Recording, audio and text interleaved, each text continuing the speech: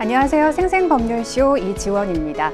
법과 친해지는 제일 좋은 방법 생생법률쇼. 오늘도 크고 작은 법률 문제로 어려움을 겪고 있는 여러분을 위한 법률 상담은 물론이고요.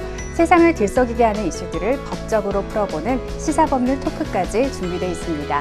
법률과 관련해 궁금한 내용이 있으신 분들은 상담 전화 02-557-8295번으로 연락주시거나 법률방송 홈페이지 접속 후 법률상담 게시판에 문의 남겨주시기 바랍니다.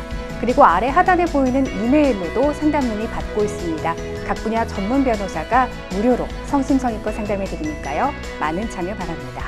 지금 이 방송은 유튜브를 통해서도 실시간으로 함께 방송되고 있으니까요. 많은 시청 부탁드리고요. 유튜브를 통한 소통의 창구도 활짝 열어두겠습니다. 그럼 오늘 도움 주실 변호사님 소개해 드리겠습니다. IBS 법률사무소의 유정훈 변호사 자리하셨습니다. 어서 오세요. 안녕하세요. 법률상담의 달인 유정훈 변호사입니다. 네, 오늘도 억울하고 답답한 분들에게 명쾌상쾌 통쾌한 상담, 유익한 상담 해주시길 기대해 보겠습니다. 생생법률쇼, 그럼 오늘 접수된 상담 미리 살펴볼까요? 그동안 못 받은 양육비를 받고 싶어요. 가게에 도둑이 들었어요. 5년 전에 성추행, 동생에게 도움을 주고 싶어요. 네, 다양한 분야의 상담이 접수됐습니다. 잠시 후 변호사님과 함께 속 시원한 해결책을 찾아보도록 하겠습니다.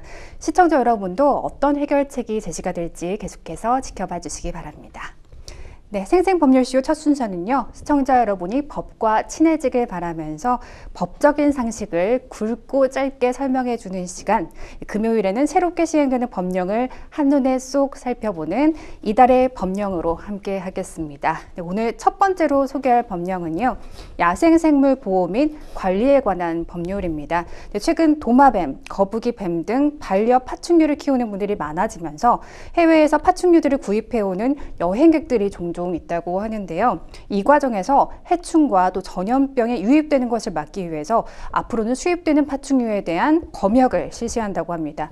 검역 대상에 포함된 파충류들에는 어떤 것들이 있고 검역 장소와 절차 또 신청 방법까지 구체적으로 짚어주시죠. 네, 야생동물로 인해서 인수공통 감염병들이 많이 증가하고 있지 않습니까? 네네. 또 그로 인해서 우리 사회적 피해도 많이 발생하고 있고요.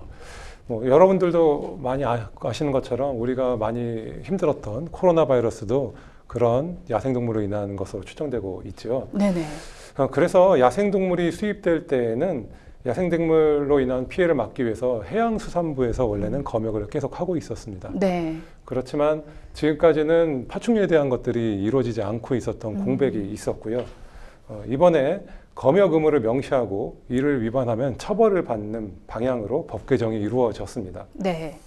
네, 구체적으로 뱀, 도마뱀, 이구아나 카멜레온 같은 뱀목을 상정하고 있고요. 또 거북, 자라목 같은 경우도 상정하고 있습니다. 파충류 외에도 가죽이라든지 혈액, 알 같은 경우에도 검역 대상이 되겠습니다. 네. 네, 앞으로 인천공항 내 검역 시행장이나 적합한 시설을 갖추었다고 인정된 지정 검역 장소에서 검역이 이루어지게 되는데요. 검역 신청을 하게 되면 국립야생동물병원에서 7일 안에 검역을 하고요. 검역 증명서를 발급해 주게 되었습니다.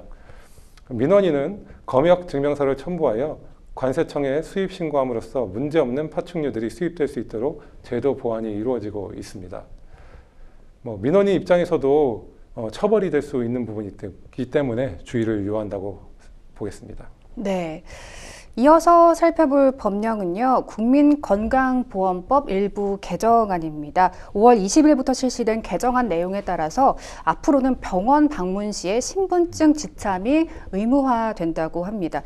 그렇다면 초진이나 재진 여부와는 상관없이 이게 적용이 되는 건지, 또 신분증이 없으면 혹시 비싸게 진료를 받아야 하는지도 궁금한데요. 변호사님, 아직도 해당 내용에 대해서 잘 모르시는 분들이 많이 계실 것 같습니다. 달라지는 내용을 좀 짚어주시면 좋을 것 같은데요. 그럼 신분증을 가져가지 않으면 진료를 아예 못 받는 건가요?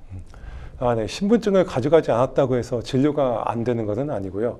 이번 법 개정의 핵심은 신분 확인이 되면 건강보험 혜택을 받게 된다. 그렇지 않으면 비급여로 내가 진료를 받아야 된다는 것이고요. 네. 물론 이제 14일 이내에 급여 신청을 하게 되면은 다시 받을 수는 있습니다. 네. 그렇지만 어쨌든 간에 사실적으로 신분증을 가져가지 않으면 진료를 받기 어려운 것은 사실입니다.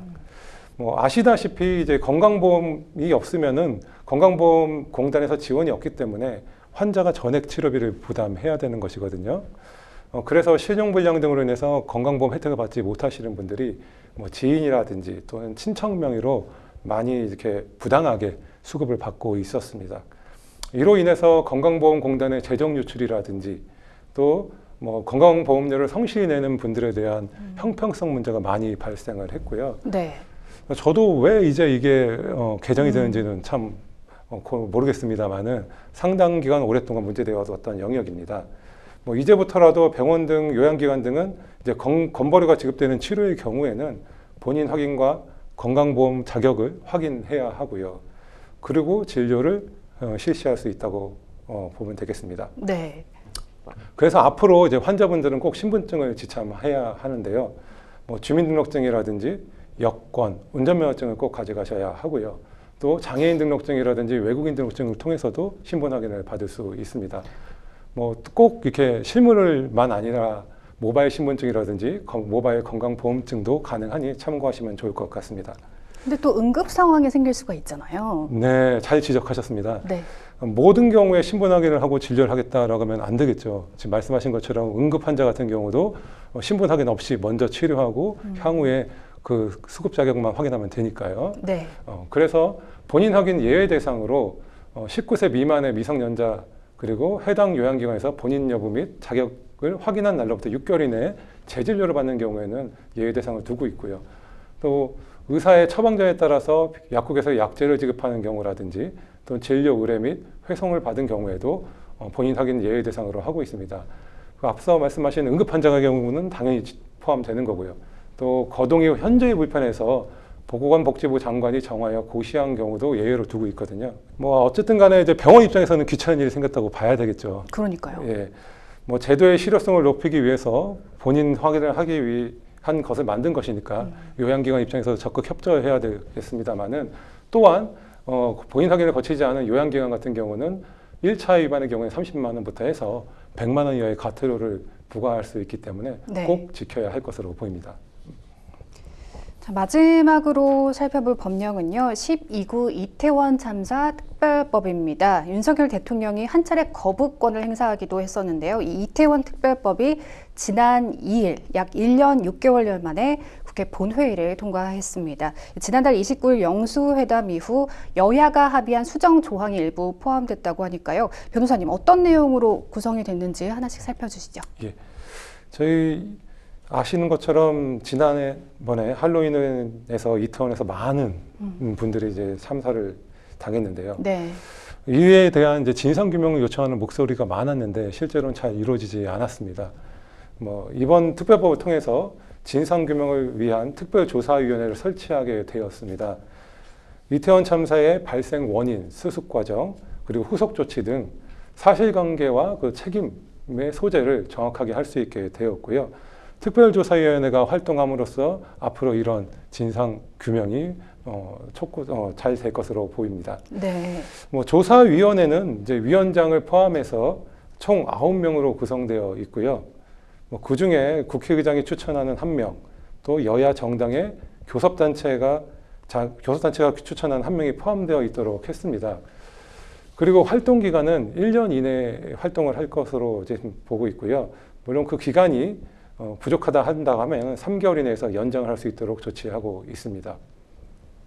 특조위는 이제 조사를 할 때 약간은 강제적인 방법을 쓸 수 있도록 했거든요. 네. 그래서 자료, 물건 또는 뭐 제출 명령을 할 수 있고요.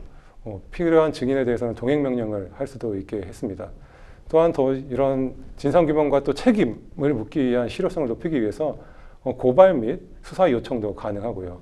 청문회 등도 가능합니다. 다만 이제 원안에 있었던 것 중에 이제 직권조사 권한을 삭제한다든지 압수수색 영장을 청구하는 조항이 삭제됐는데요. 영장 청구 같은 경우에는 이제 검사가 할 수 있도록 헌법에 규정이 되어 있는 상황입니다. 그래서 검사의 권한을 침해할 소지가 있기 때문에 이런 부분들은 이제 삭제가 됐다고 봐야 되고요. 또 특조위가 직권으로 수사기관의 불송치 났다든지 어떤 사건 처리가 된 거에 대해서 다시 조사하는 부분들은 이제 수사기관의 권한을 침해하는 부분도 있을 수 있고 수사기관에 대한 어떤 잘못된 통제가 될 수도 있기 때문에 네. 이 부분은 좀 빠졌다고 보시면 되겠습니다. 어쨌든 간에 뭐 이게 특조위가 구성돼서 활동을 하게 됐으니까요. 분명한 책임 추궁 그리고 또한 이제 재발 방지 대책이 마련되었으면 합니다. 네, 진상 규명이 잘 이루어졌으면 좋겠습니다. 지금까지 새롭게 시행되는 법률을 살펴보는 이달의 법령과 함께했습니다. 여러분은 생생법률쇼와 함께하고 계십니다. 어렵고 복잡한 법률 문제로 고민하고 계신가요? 그렇다면 생생법률쇼가 도와드리겠습니다. 생생법률쇼에선 민사, 형사, 가사 등 각 분야 전문 변호사들이 매년 800여 건의 법률 문제를 속 시원하게 해결해 드리고 있는데요. 그럼 무료로 법률 상담을 받을 수 있는 3가지 방법, 지금부터 소개합니다. 첫째, 02-557-8295번으로 전화해 법률 상담 신청을 한다. 둘째, 법률방송 홈페이지에 접속해 법률 상담 게시판에 사연을 올린다. 셋째, 지금 화면에 나오고 있는 이메일 주소로 사연과 연락처를 보낸다. 속 시원한 법률 상담 프로그램 생생법률쇼. 지금 바로 상담 신청하세요.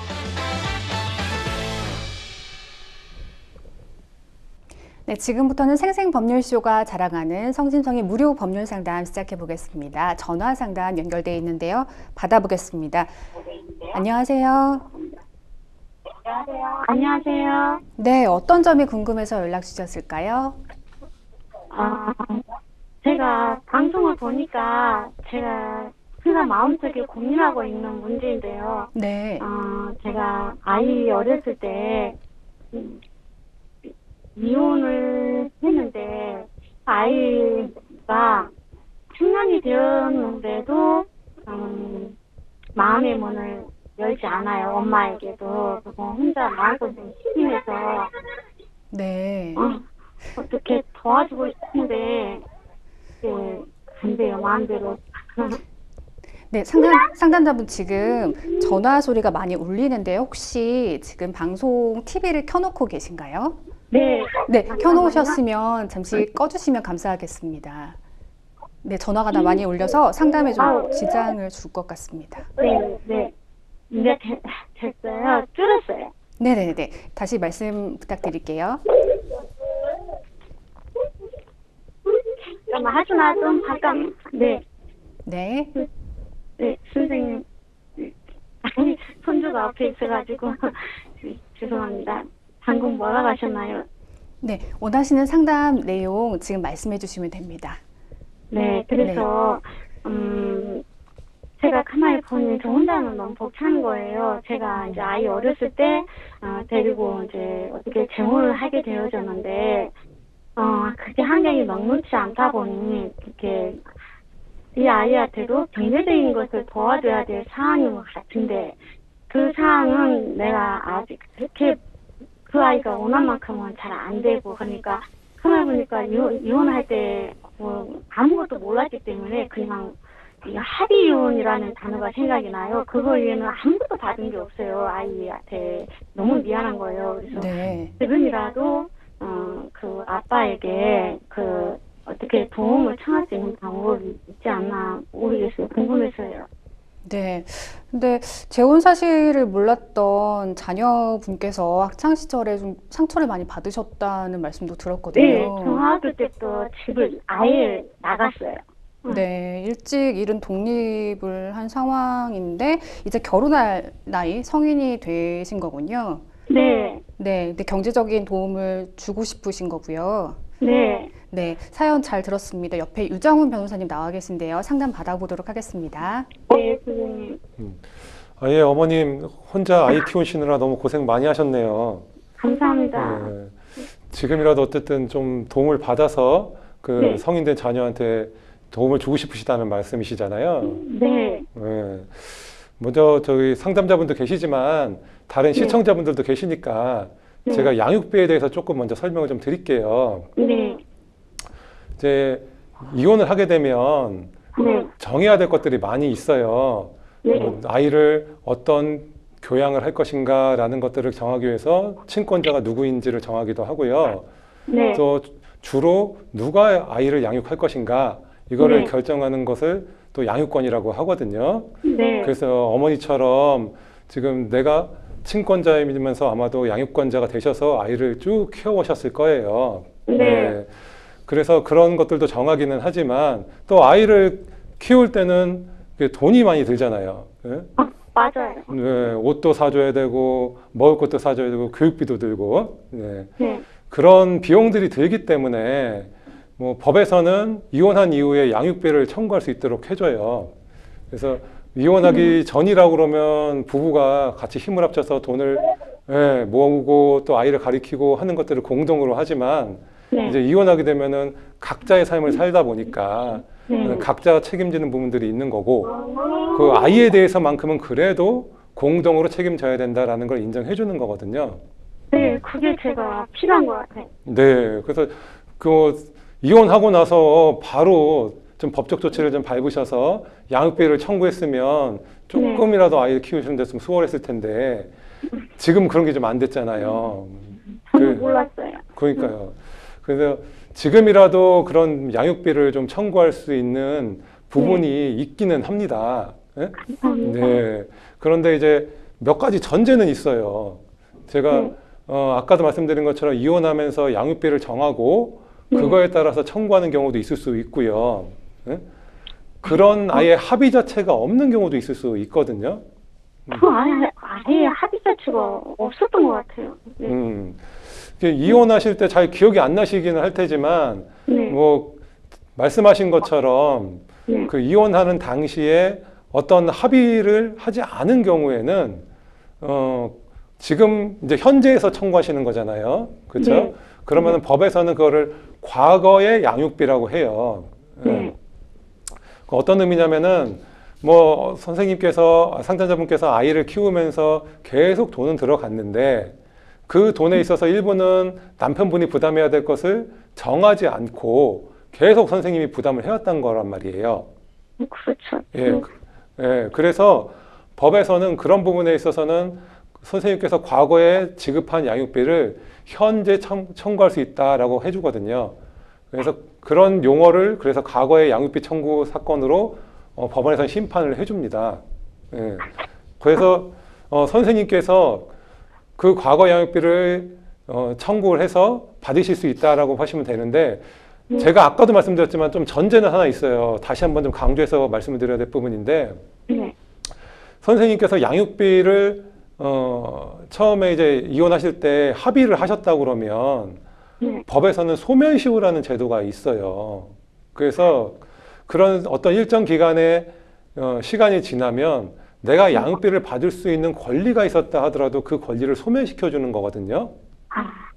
그래서 조금 저도 이 부분이 좀 상담을 하면서 좀 걸리는 부분이기 때문에 정확하게 한번 말씀을 드리는 건데 이혼 당시에 내가 그런 어떤 서류적으로 또는 법원에서 결정을 받아서 양육비를 얼마를 지급했다라는 그런 서류를 갖고 있다 그러면은 지금 시간이 한참 흘렀잖아요. 네. 그래서 최장 기간으로는 이제 10년의 소멸시효가 걸리는데 그 시간이 지났단 말이죠, 지금은. 30년 돼간 것 같아요. 그렇죠.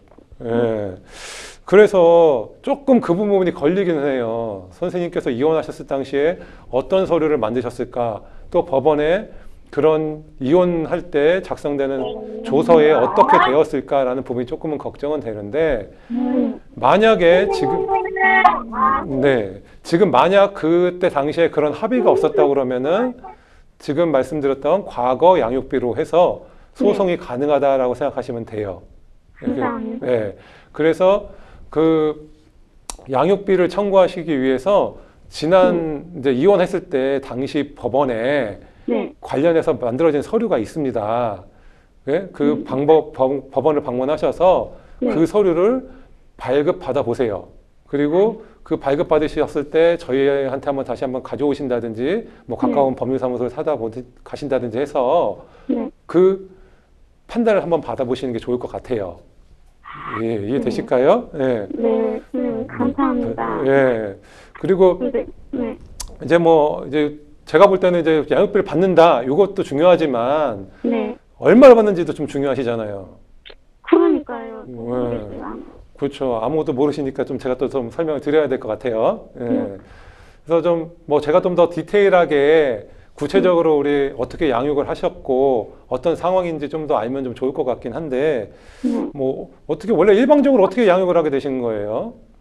그냥 아이가 어리고 제가 엄마니까 누가 시켜서가 아니고 이혼도 어떻게 했는지 모르겠어요. 누가 이혼하겠는지도 모르겠고 합의란 단어밖에 생각이 안 나요.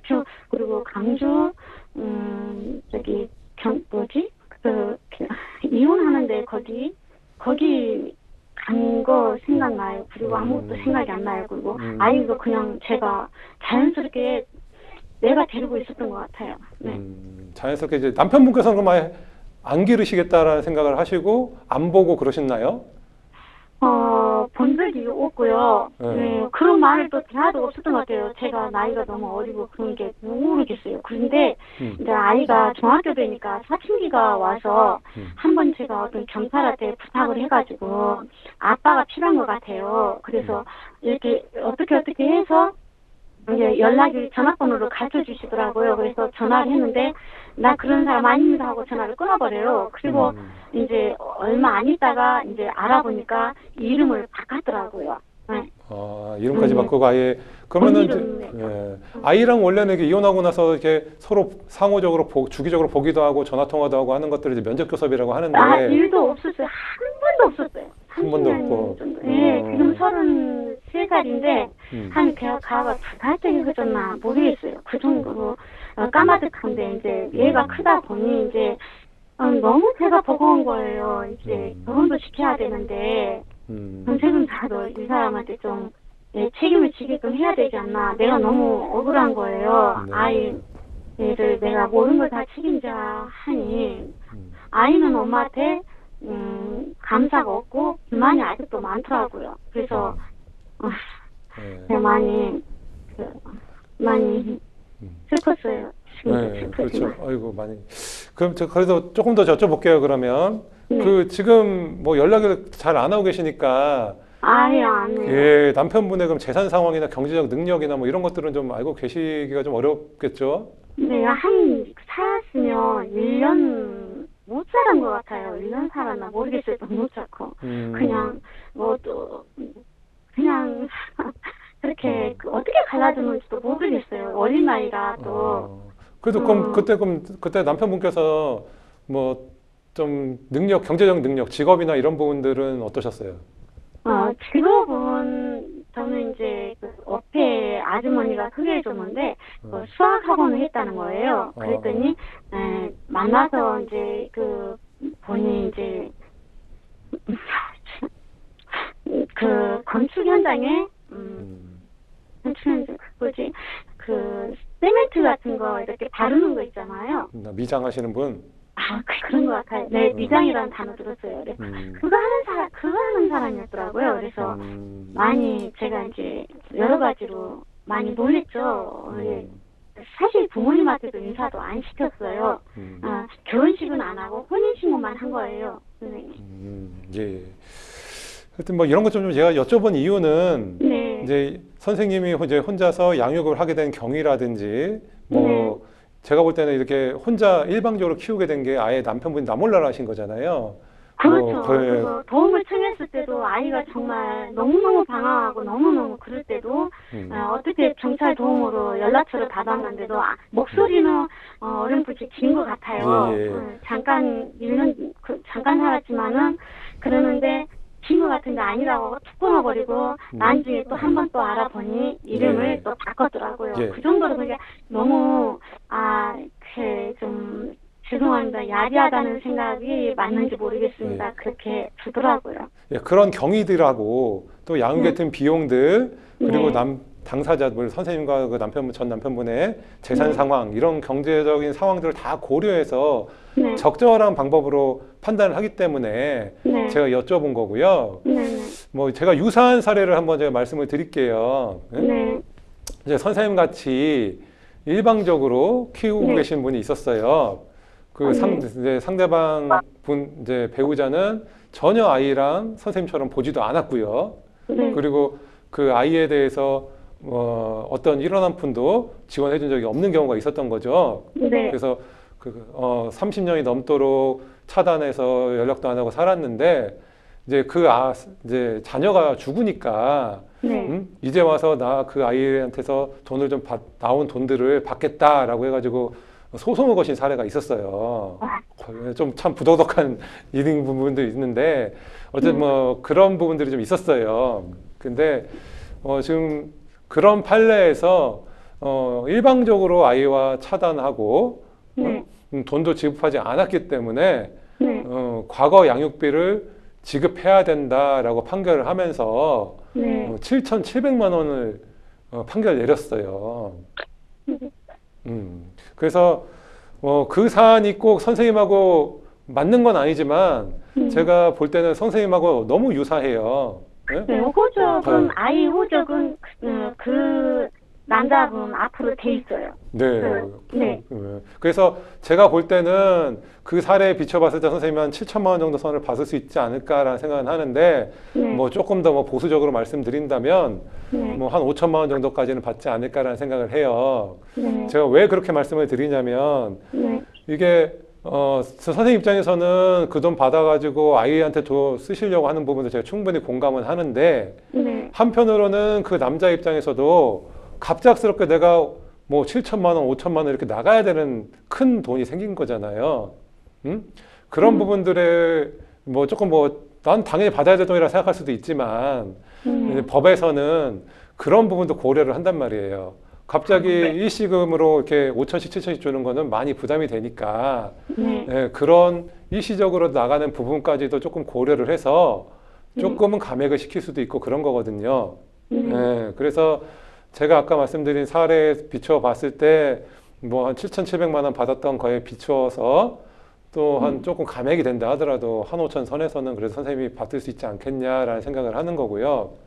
뭐 그 정도 돈을 받으시면 아무래도 과거에 혼자 키우면서 많이 어려우셨던 것들도 좀 보상을 좀 받으시는 격이 될 것이고 또 그 돈으로 이제 성인 된 자녀한테 좀 지원해 주시면 자립하는 데 큰 도움이 되지 않을까 싶어요. 아이한테 다 줘야 되겠죠. 네. 네. 그래서 아이가 좀 행복했으면 좋겠고, 외국인들도, 아니, 여기에도 뭐죠?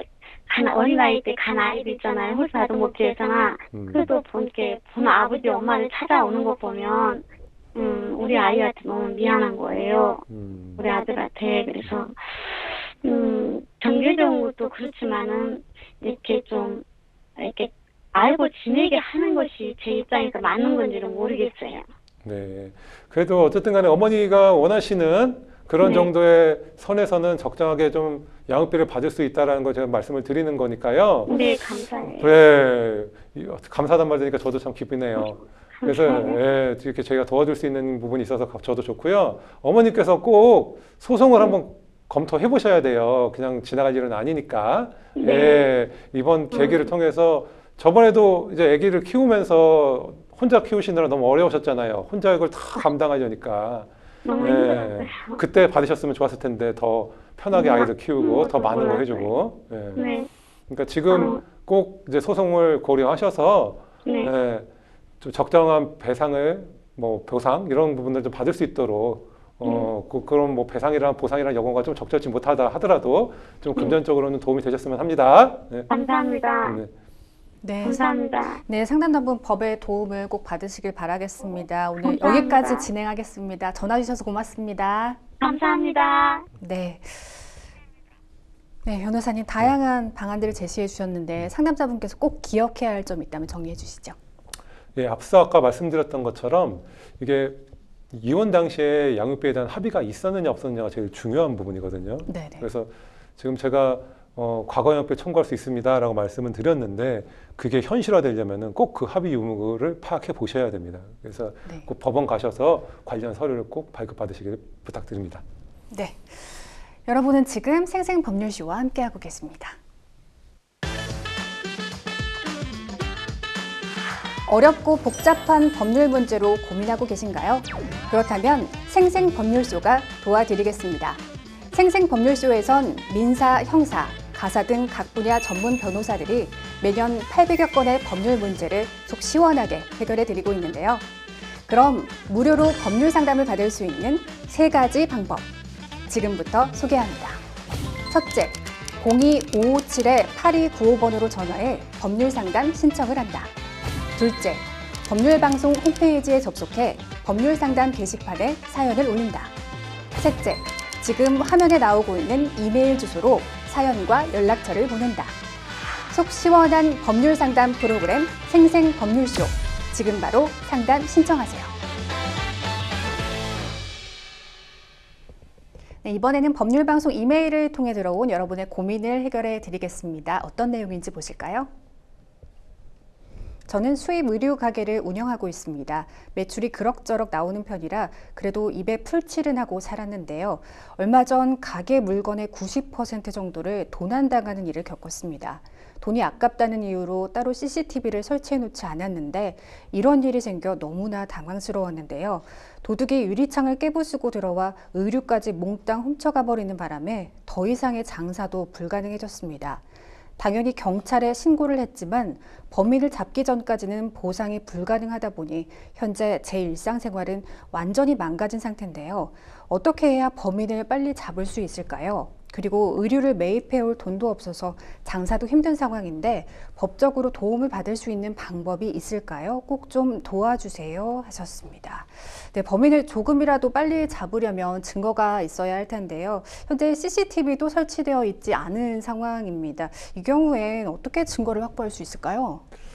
예, CCTV가 없어가지고 참 곤란한 상황인데요. 네. 저도 이제 사건을 수행하다 보면은 꼭 내가 나한테 CCTV가 없다 하더라도 뭐 앞에 있는 편의점이라든지 아니면 이거 주차되어 있는 차라든지 이런 곳에서 이제 CCTV를 확보하는 경우가 종종 있거든요. 네. 그래서 물론 이제 사건 발생한 당일에 경찰이 출동해서 그런 CCTV를 확보했을 것으로 보입니다만은 만약에라도 그런 CCTV가 확보하지 못하는 경우라면은 꼭 주변 CCTV를 확보해 보시는 것이 좋겠습니다. 그래서 뭐 방범용 CCTV라든지 또 주변에 말씀드렸던 가게 CCTV를 통해서 그 범인이 지나가고 있는 것들을 좀 추적할 수 있으니까요. 그러면은 네. 범인 특정이 가능할 수 있습니다. 현재 일상생활이 힘들 정도로 생활고에 시달리고 계시다고 하는데요. 국가로부터 도움을 받을 수 있는 제도가 있을까요? 이게 참 이런 제도가 있으면 좋은데 네. 지금 이런 상황에 적용될 수 있는 만한 제도가 좀 없습니다. 좀 안타까운데요. 이제 범죄 피해 구조금이라는 제도가 있어요. 네. 근데 이제 이런 경우에는 범죄로 인해서 생명을 잃거나 다친 경우에 이제 배상이 이루어지는 거거든요. 네. 그래서 뭐 범죄로 해서 생명을 잃은 경우에는 이제 유족 구조금을 탈 수 있고요. 또 다쳤을 경우에는 장애 구조금이라고 해서 그런 부분을 지급이 될 수는 있는데 이런 금전적 피해를 입으신 경우에는 좀 적용이 어렵습니다. 네. 가게에 도둑이 들어서 더 이상의 장사가 힘든 상황입니다. 이 사연의 내용에 법적인 근거가 적용이 된다면 어떤 항목이 적용될 수 있을까요? 네, 이런 피해를 입은 경우에는 민사적으로 손해배상을 청구할 수 있습니다. 네. 민법 750조에 따라서 고의 또는 과실로 인해서 어떤 손해를 입은 경우에는 손해배상 청구를 할 수 있거든요. 그래서 뭐 별도의 이제 민사소송을 제기해서 받으실 수 있을 텐데요. 이런 경우에 어쨌든 간에 또한 문제되는 게 가해자를 특정하는 부분이거든요. 네. 아까 CCTV가 없다 보니까 가해자를 특정해야지만이 민사적으로라도 청구할 수 있는 것인데요. 일단은 형사적으로 어떻게 조사되는지를 보시고 거기에서 가해자가 특정되는 것을 본 다음에 민사소송을 할지 안 할지를 좀 고려해 보시는 것이 좋겠습니다. 네. 어쨌든 물건을 훔쳐간 거니까 절도죄인 거잖아요. 네. 이 절도죄의 형량은 어떻게 결정이 되나요? 네, 사안적으로 보니까 제가 조금 나눠서 설명을 좀 드려야 될 것 같아요. 네. 이게 절도가 주간에 발생하는 경우와 야간에 발생하는 경우가 좀 다를 수 있거든요. 다른가요? 왜? 왜냐면은 주간에는 그래도 대낮이고 네. 좀 어떤 물건 훔치더라 하더라도 금방 발견할 수도 있고 또 주변 사람들도 볼 수 있기 때문에 있는데 네.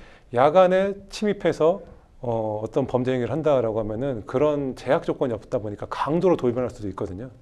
그래서 큰 피해가 일어날 수 있는 거기 때문에 더 큰 위험성이 있다 보고 강하게 좀 처벌을 하고 있습니다. 네. 그래서 해가 지기 전에 이런 절도 행위를 한 경우에는 6년 이하의 징역 또는 1천만 원 이하의 벌금에 해당하는 절도죄가 성립되고 또 주거침입죄가 성립이 됩니다. 그래서 3년 이하의 징역, 500만 원 이하의 벌금에 처해질 수 있는데요. 앞서 말씀드렸던 것처럼 이제 해가 진 후에 야간에 들어가는 경우에는 야간 주거 침입 절도가 성립이 돼서 10년 이하의 징역으로 강하게 처벌받게 됩니다. 물론 아까 말씀드렸던 주거 침입죄는 이 경우에는 해당 사항은 없습니다. 네. 그럼 범인을 잡게 된다면 뭐 망가진 가게 시설들과 도난당한 의료 비용이 전체를 다 보상받을 수 있을까요? 네. 기본적으로 아까 말씀드렸던 손해배상 청구 법리에 따라서 그 수리비라든지 도난당한 옷에 대해서 전 손해를 배상을 청구할 수 있고요. 기본적으로 이제 수리비 영수증이라든지 또 이런 부분을 통해서 객관적으로 다 자료가 입증이 되기 때문에 얼마든지 가능합니다. 네. 그 의료비를 다 일일이 좀 입증해야 할 필요는 있겠어요? 그게 조금 더 어려울 수 있는 부분들이 있긴 한데 이제 내가 100장을 도둑맞았다 아니면 뭐 50장을 도둑맞았다 이런 부분들에 대해서는 정확한 개수가 나와야 되거든요. 네. 아무래도 이제 법원에서 이걸 판단할 때는 당신이 50장을 잃어버린 건지 30장을 잃어버렸는지 정확하게 알려져야만이 그 계산을 뭐 장당 얼마 해서 곱해서 나눌 수 있는 거잖아요. 네네. 그러니까 그게 참 법적으로는 입증의 문제라고 할 수 있는 건데 그런 입증이 안 되면 좀 손해를 보실 수 있는 부분도 있어요. 네. 그래서 가능하시다 그러면은 그런 부분에 대한 고민도 좀 충분히 좀 해보셔야 됩니다. 네. 처럼 가계 물품을 도난 당했다면 경찰에 신고하는 것 외에도 어떤 선제 조치가 필요할까요? 네. 아까 제가 CCTV를 좀 확보해 보시라고 말씀을 드렸는데 네. 아무래도 이제 본인이 혼자 가서 보여달라고 하면은 안 보여주는 경우가 많이 있거든요. 그래서 필요에 따라서는 경찰에 좀 도움을 요청하시면 물론 경찰이 그런 부분도 귀찮아할 수도 있지만 그래도 같이 동행해서 CCTV 확인해 주는 경우도 종종 있기는 합니다. 그래서 경찰의 동행을 좀 요청해 보는 방법도 좀 고려를 해보시고요. 좀 그런 부분이 어렵다고 한다면은 정보공개 청구라든지 법원에 그 증거보전 신청이라는 제도가 있거든요. 그래서 어떤 CCTV 같은 경우는 이제 방범용 CCTV 같은 경우 예를 들자면은 거기에 관리번호라든지 어떤 관리 책임자 이런 것들이 다 명시되게 돼 있습니다. 그래서 정보공개 청구를 해서 영상을 좀 확보할 수 있는 방법도 있으니까요. 그런 부분들을 좀 고려해 보시면 좋을 것 같습니다. 네, 이 사연자분 범인이 얼마나 괘씸하실까요? 근데 실형 선고가 내려지길 기대한다면 상담자분께서 어떤 조치를 취하는 것이 유리할까요? 예, 매출 하락뿐만 아니라 또 생계곤란까지도 있으시다고 하니까 참 네네. 어려운 상황인데요. 피해 배상의 유무가 어쨌든 간에 형량에 좀 많이 좌우하는 경향이 있습니다. 네. 그래서 가해자와 서로 간에 합의가 되신다고 하면 가해자가 조금은 더 수월하게 처벌받을 수 있는, 선처를 받을 수 있는 그런 부분들이 있을 수 있고 형량이 적인 부분에서 말입니다. 그런데 뭐 우리 입장에서는 강하게 처벌을 원한다라고 하면 그런 합의를 하시면 안 되겠죠. 그래서 합의를 하지 않고 오히려 이 사람에 대해서는 강하게 좀 처벌해 주십시오라는 탄원서를 제출하는 것도 한 방법이 될 수 있습니다. 그래서 뭐 우는 아이 떡 하나 더 준다는 말도 있잖아요. 그런 것처럼 법원에서도 어떤 피해자로서 어필하는 거, 뭐 이런 부분도 좀 상당히 중요한 요소입니다. 그렇군요. 상담자분에게 마지막으로 조언 한 말씀 부탁드릴게요. 예, 손해배상 청구를 하는 것이 참 어떤 면에서는 어려운 일입니다. 이게 일반인 입장에서 그 피해 사실을 다 정리하고 또 그 금액을 확정하고 하는 일들이 많이 어려운 일인데요. 그런 부분들 그렇지만 피할 수는 없는 상황입니다. 그래서 만약에 지금 경찰에서 가해자가 잡힌다고 그러면은 그런 소송까지 준비할 수 있기 때문에 피해 사실을 좀 정확하게 할 수 있도록 목록화하시는 것이 좀 중요할 것 같고요. 또 운이 좋게 그 가해자가 잡힌다고 한다면은 형사 절차 안에서 합의라는 것도 이루어질 수 있습니다. 그래서 그 합의를 하게 되면은 어쨌든 간에 손해배상을 형사 절차 안에서 끌어와서 받는다라고 생각하시면 되는 거거든요. 그래서 그런 부분들까지도 고려를 하신다고 그러면은 형사 절차가 진행되는 과정에서라도 피해 목록이나 또 피해 금액을 정확하게 확정하시는 게 좀 필요할 것 같습니다. 네. 계속해서 법률방송 이메일을 통해 들어온 여러분의 고민을 해결해 드리겠습니다. 어떤 내용인지 보실까요? 고등학교 1학년생인 딸이 얼마 전 충격적인 사실을 털어놨습니다. 5년 전 다녔던 학원에서 교사에게 성추행을 당했다는 건데요. 당시 매일 가던 수학학원이었는데 일찍 도착해서 친구들이 아무도 없을 때 교사가 저희 딸아이를 무릎 위에 앉혔다는 겁니다. 딸아이에게 공부 열심히 해서 보기 좋다며 머리도 쓰다듬고 신체 이곳저곳을 만지고 더듬었다고요. 그런 일이 2-3번 있었다고 고백하더군요. 딸아이는 처음에는 놀랐고 이후에는 그게 그렇게 큰 잘못인지 몰랐다고 했습니다. 좀 컸더니 생각할수록 그 일이 소름 끼치고 교사가 아주 큰 잘못을 저질렀다는 걸 알게 됐다고 하는데요. 부모인 저에게조차 말 꺼내기가 어렵기도 하고 슬프기도 했다고 말하는데 억장이 무너진 것 같았습니다. 그 학원은 아직 운영 중이어서 바로 연락해보니 당시 그 교사는 현재 다니지 않고 있다고 해요. 다른 학원으로 옮겨갔는데 개인정보 보호 때문에 알려줄 수 없다고 합니다. 수소문 끝에 일단 그 교사가 재직 중인 학원은 알아냈어요. 저는 지금 굉장히 우라가 치민 상황인데요. 일단 화를 가다듬고 차분히 대응을 하려고 합니다. 다만 5년 전의 일인데 증거가 남아있을지, 이제 와서 신고를 하면 수사가 수월하게 진행될지가 우려됩니다 하셨습니다. 네, 자녀에게 이 사실을 듣고 얼마나 상심하셨을지, 또 자녀분은 당시 얼마나 또 놀라고 그동안 힘든 기억을 갖고 있었을까 싶은데요. 이 변호사님, 때와 장소를 가리지 않고 발생하는 이 성추행 범죄, 이 성범죄에 대한 사회적 인식이 높아졌음에도 이런 사건이 여전히 기승을 부리는 것 같아요. 예, 최근에도 계속 뉴스 기사가 되고 있는데요. 80대 노인이 식당 손님으로 오셔가지고 그 식당 주인의 아이를 온몸 여기저기 만졌다라는 일도 있었고요. 또 대학 교수인데 제자와 단둘이 있는 자리에 성추행했다라는 일들이 많이 있었는데요. 이게 성적인 그런 부분들에 있어서는 계속적인 안 좋은 뉴스들이 나는 것이 저도 좀 안타깝습니다. 네, 자녀분이 말하길 당시 학원 교사가 무릎 위에 자녀를 앉히고 신체 이곳저곳을 좀 만졌다고 하는데요. 충분히 성추행 행위라고 볼 수 있는 거죠? 네, 그렇죠. 예, 기본적으로 이제 판례에서는 일흥의 기준을 제시해주고 있는데요. 네. 이제 추행이라는 것이 객관적으로 일반인이 볼 때 성적 수치심이라든지 어떤 혐오감을 불러일으킬 수 있는 행위여야 하고요. 또 이런 것들이 이제 선량한 성풍속, 성도덕관념에도 반하는 경우에는 추행으로 봅니다. 신체 중요 부위를 만진다든지 또는 기습적으로 앉는 행위, 이런 것들이 전형적인 예라고 볼 수 있는데요.